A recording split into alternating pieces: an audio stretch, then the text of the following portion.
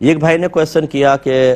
وہ باہر ہوتے ہیں، ان کی زوجہ یہاں ہوتی ہیں پاکستان میں غالباً، تو یہ دونوں فون پر باتیں کر رہے تھے، تو ایسی کی بات چلی کسی شخص کے بارے میں، تو ان کی زوجہ نے کہا کہ اللہ تعالیٰ اسے عورت بنانا چاہتا تھا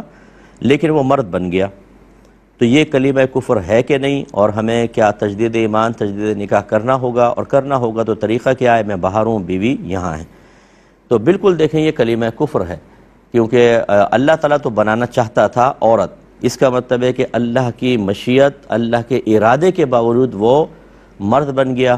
تو اس کا مطلب یہ ہے کوئی ایسی طاقتور اور معاذ اللہ ثم معاذ اللہ ہستی موجود ہے جو اللہ سے زیادہ طاقت رکھتی ہے کہ اس نے اللہ کے ارادے کو بدل دیا، اللہ عورت بنانا چاہتا تھا اس نے مرد بنا دیا، تو یہ ایک اور الہ کا گویا تصور اور اللہ تعالیٰ کو اس کے سامنے کمزور ظاہر کرنا یہ ہو رہا ہے۔ چاہے لاکھ آدمی کہے کہ میرا تو یہ قصد و ارادہ نہیں تھا، ارادہ نہیں تھا تو نتیجہ اور معال پہ توجہ کیوں نہیں کی کہ کیا نتیجہ نکلنے والا ہے؟ اس قسم کی باتیں عورتیں بہت زیادہ کرتی ہیں، اور یہ کلمہ کفر ہے۔ بالکل آپ دونوں کو تجدید ایمان تجدید نکاح کرنا واجب ہے، اور اس کا طریقہ یہ ہوگا تجدید ایمان تو آپ گھر پہ بیٹھ کے علیحدہ بھی کر سکتے ہیں کہ اللہ تعالیٰ مجھ سے جو کلمہ کفر زبان سے نکلا، اور شوہر اس طرح کہے کہ جو میں نے کلمہ کفر سنا اور فوری طور پہ میں نے بیوی کو ٹوکا نہیں، اس کو تجدید ایمان نہیں کروائی، اتنا میں نے ٹائم گزارا، اللہ تعالیٰ میں اس پہ معافی چاہتا ہوں اور آئندہ احتیاط کا ارادہ رکھتا ہوں اور احتیاطاً تجدید ایمان کرتا ہوں، اور دوسرا کلمہ پڑھ لیں تو انشاءاللہ دوبارہ صاحب ایمان ہوں گے۔ اور تجدید نکاح کا طریقہ یہ ہے کہ یا تو زوجہ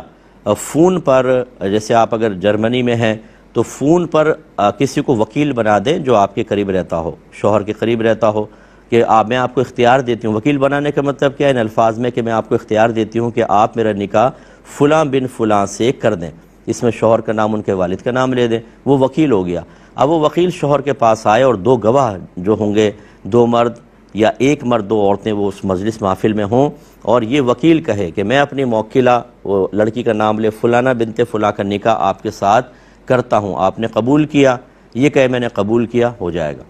یہی ریورس بھی ہو سکتا ہے کہ شوہر یہاں پر پاکستان میں کسی کو وکیل بنائے اور وہ وکیل دو گواہوں کی موجودگی میں شوہر کی طرف سے ایجاب کرے یا الفاظ ادا کرے اور بیوی سے قبول کروا لے، نکاح ہو جائے گا۔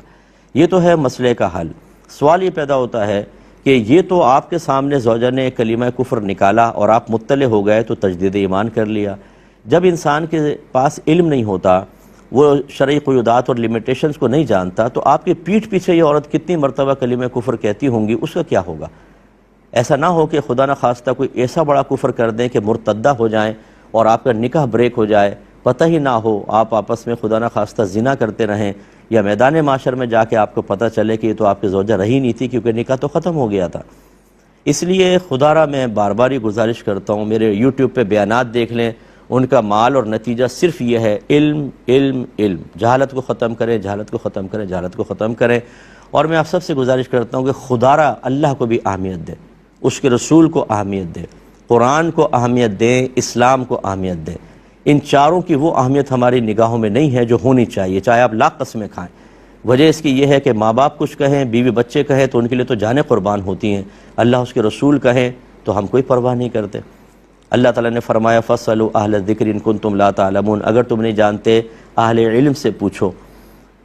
اطیعوا اللہ واطیعوا الرسول وَأُولِي الْأَمْرِ مِنْكُمْ، اللہ کا حکم مانو، اس کے رسول کا حکم مانو، اور ان کا جو تمہیں حکم والے ہیں، یعنی مفتیان کرام، علماء کرام جو تمہیں دین سکھاتے ہیں، تربیت کرتے ہیں۔ اور نبی کریم نے ارشاد فرمایا کہ طلب العلم فریضۃ علی کل مسلم، علم کا حاصل کرنا ہر عاقل بالغ مسلمان مرد و عورت پر لازم ہے۔ لیکن ہم بالکل نہیں سنتے، نہ ہم قرآن پڑھتے ہیں، نہ ہم اسلام کو سیکھنے کے لیے تیار ہیں، تو پھر کس لیے آئے تھے ہم دنیا کے اندر؟ ذرا سوچئے نا۔ پھر ہم میں اور عام مخلوق میں، جس کو ہم ارذل مخلوق کہتے ہیں، جس کو ہم جانوروں سے تعبیر کرتے ہیں، ان کے مقاصد زندگی میں کوئی بڑا فرق نہیں ہے۔ وہ بھی پیدا ہوتے ہیں، توالد و تناسل ہوتا ہے، بچے پیدا ہوئے، کھایا پیا، سائے میں بیٹھ گئے، دھوپ سے بچے، بارش سے بچے، مر گئے۔ ایسی پھر ہمارے ساتھ انسان اس لیے پیدا نہیں ہوا، یہ اشرف المخلوقات ہے، اس کی دنیا میں آمد کا مقصد بھی اعلیٰ ہے۔ خلاصہ کلام یہ ہے کہ یہ شوہر حضرات کی ذمہ داری ہوتی ہے کہ اپنی ازواج کو فرض علوم سکھائیں، خود سکھائیں، نہیں آتا تو ایسے اسٹیج فراہم کریں، ایسے لوگوں سے رابطہ کروائیں کہ وہ ہمارے گھر والے فرض علوم سیکھیں۔ جب ہماری بہنیں عقیدہ سیکھیں گی، کلمات کفر کا علم حاصل ہوگا، کن صورتوں میں آدمی مرتد ہو جاتا ہے، کن صورتوں میں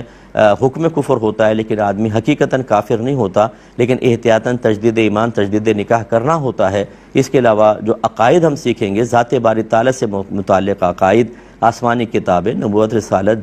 جن، فرشتے، جنت، دوزخ، تقدیر، آخرت، اور پھر اس کے علاوہ عقائد اہل سنت جو ضروری ضروریات اہل سنت میں سے ہیں ان کا علم سیکھنا، پھر احکام شرعیہ عملیہ، پھر صغیرہ کبیرہ ظاہری باطنی گناہوں کی معرفت، یہ شوہر کی ذمہ داری ہے۔ اور اگر آپ نہیں کریں گے، یاد رکھیے نبی کریم نے واضح فرمایا کلکم راعین وکلکم مسئول عن رعیتہ، تم میں سے ہر شخص نگہبان ہے، تم میں سے ہر شخص سے اس کے گھر والوں کے ماتحت کے بارے میں کویسچن کیا جائے گا، وہاں پوچھا جائے گا کہ آپ نے زوجہ کو ایسا رکھا کیوں کہ اس کو نہیں پتا تھا اور اس کے زبان سے ایسے الفاظ نکلے۔ ہاں یہ بھی ہو سکتا ہے کہ آپ صاحب علم ہو جائیں، پھر بھی خدا نخواستہ بے اختیار کبھی نکل جاتا ہے زبان سے، لیکن کم از کم آپ نے فرض تو سیکھا ہوا تھا نا، پھر زبان سے نکلا تو اس پہ گرفت ہوگی، علم نہ سیکھنے کا ووال نہیں ہوگا۔ ورنہ ابن عباس رضی اللہ تعالی عنہما فرماتے ہیں کہ جب لا علم شخص گناہ کرتا ہے تو اس کے نامہ اعمال میں 2 گناہ لکھے جاتے ہیں، ایک علم نہ سیکھنے کا گناہ اور ایک گناہ کا گناہ۔ اس لیے اچھی طریقے سے اس پر توجہ رکھیے، یہ بہت ہی ضروری ہے۔